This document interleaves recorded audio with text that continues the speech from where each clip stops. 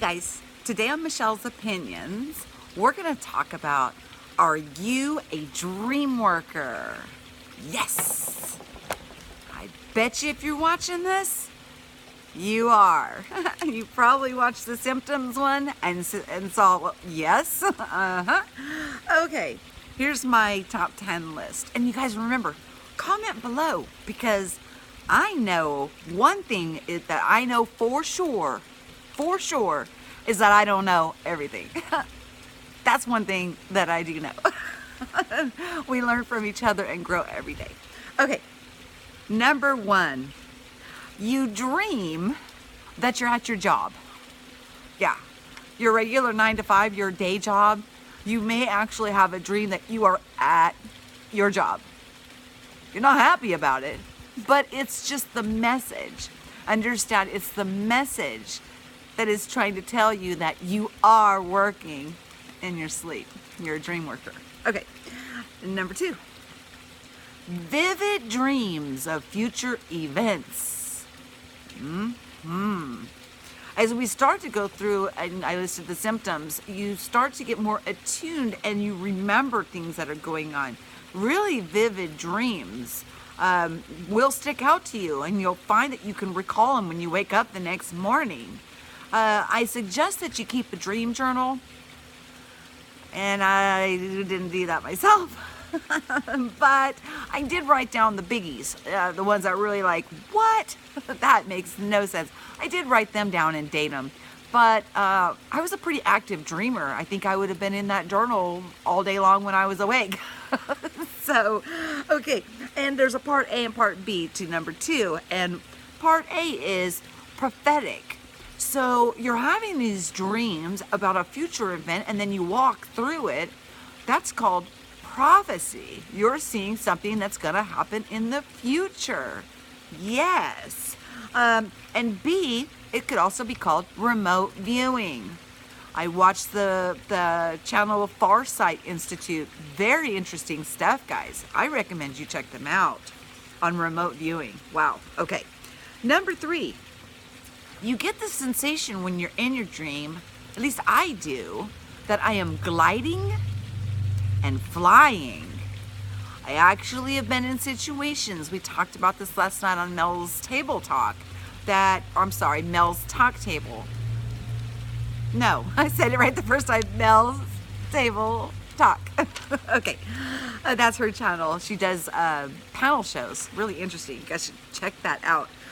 Anyways, we were talking about the dream sensation, and there's been times where I'll be in like a gathering of people and I will become aware that I am in a dream state, and I will actually be able to raise myself up and then look down at things in a different perspective. It's not that I am higher than them. It's like raising up my perspective to view it from a different angle. A lot of times when we're participating here, we get so close and entangled in the incident itself that we forget that we are just playing a part here. And sometimes, if you do that exercise, which I gave you guys in a earlier video, about raising your perspective up and then viewing and then seeing it as the dance that it is, that will help you with, the emotional turmoil and things like that that could be going on. And, knock anxiety out of the way, fear out of the way, depression out of the way, just get rid of it. Okay. Number 4, you can have the sensation of sleep paralysis, or you feel like a strong energy harness is like around you. You know how when your leg feels like it's falling asleep and things like that, that tingly feeling? It's kind of like that. I've had this happen to myself. And it feels like just this energetic, and it's not a painful thing, but like maybe a harness has been put on me while maybe some medical things are going on or being addressed. And again, I'm going to bring up Mel's live show because we talked about, things happening in a higher realm, like 5th or 6th or 7th or 8th, level, and then shadowing down, is something going on with my light body that is being repaired that's going to manifest here. Something to think about, guys. Pretty interesting stuff. Okay, number 5, you walk around your house and your spirit body. I have done that several times. I think I'm up and walking around, and then what my go-to is a light switch. If I am wondering if I'm still asleep or not, I go for a light switch, and if I cannot click the light switch on, or if I'm hitting the switch and the light's not coming on, I am out roaming around. I'm still asleep. So, try that, guys. Try and give yourself a little touchstone to see, if you can turn on a light switch, or, make your own one, something that's personal to you. So that way you'll know, and it'll give you some confirmation. Okay. Number 6, you gain the wisdom and knowledge without having to look things up. I tell you this, guys, I spoke a foreign language. I had multiple accents. I had knowledge and understanding of things that I did not study. Yeah, stuff like that happens, guys. Okay, number 7, you receive messages clearly. Now, during the daytime, in meditation, and it takes a little while for us to link up and to hear clearly, okay? But I'll tell you what, guys, in your sleep, those messages are coming through loud and clear.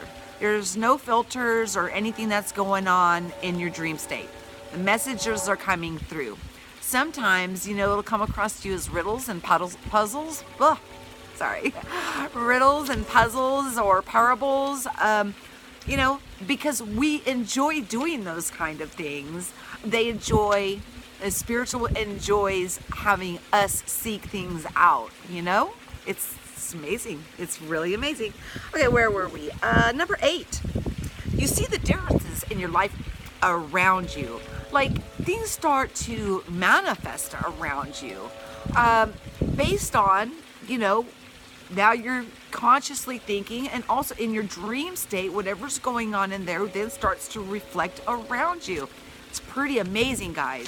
The manifestations that I've seen take place are off the charts. And the Mandela effect in itself is a huge manifestation. We can't just keep dismissing it, guys. We really have to acknowledge that as a people and realize that something's going on, and, get to that understanding. Okay, number 9. You see the world upside down or inverted, which I talked about at the beginning. When in 2012, I saw everything was upside down and inverted. So my way of thinking, the knowledge that I thought that I had, the classes that I took, the educational background, all of it, everything was backwards. From religion to education to everything I thought that I knew, it was backwards. So I had to lay a new foundation and grow from there. But that's okay, because it works out, guys, for everybody, everyone. Okay. And number 10, you'll be more heart-based centered. I do realize that I acknowledge my responsibilities now for my actions. I do not set out to hurt anybody.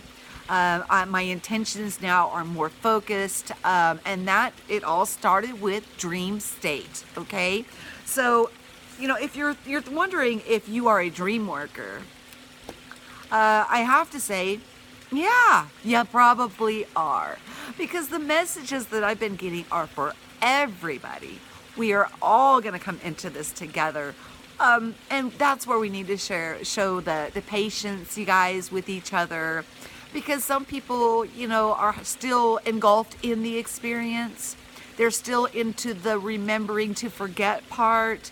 But we got to realize, guys, we just left the age of Pisces, okay? We're going into the age of Aquarius.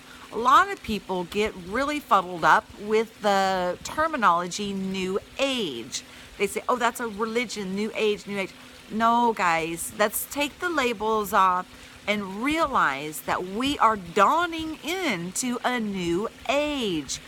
It's a good thing, guys. We're coming into the golden age, the age of knowing.